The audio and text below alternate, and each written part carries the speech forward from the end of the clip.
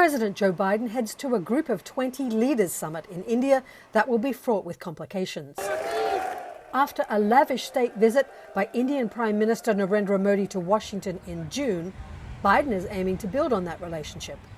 But closer ties between the US and India are not going unnoticed. The other G20 leaders, they look at that relationship and they, for the most part, they would either celebrate it, not care too much about it. But for China and Russia, they both would not like to see this relationship grow. And that's probably a better reason to make it happen. This summit will be a high-wire balancing act for India's Modi.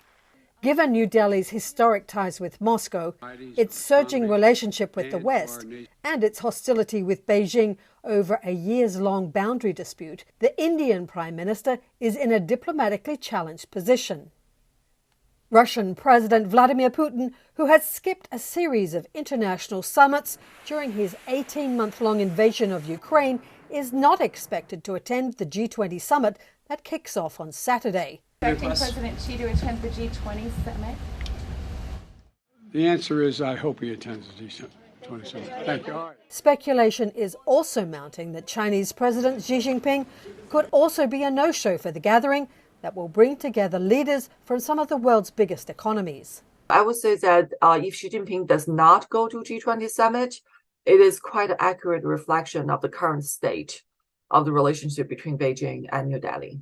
White House officials said this year's summit is an opportunity for the U.S. to present itself as adding value to developing and middle-income countries.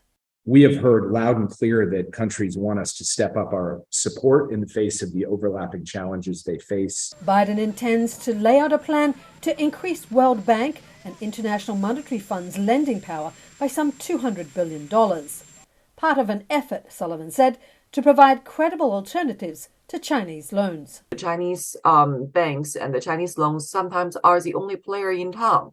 After the two-day G20 summit, Biden will make a brief stop in Vietnam, where he's expected to sign an agreement bolstering the U.S. and Vietnamese strategic partnership.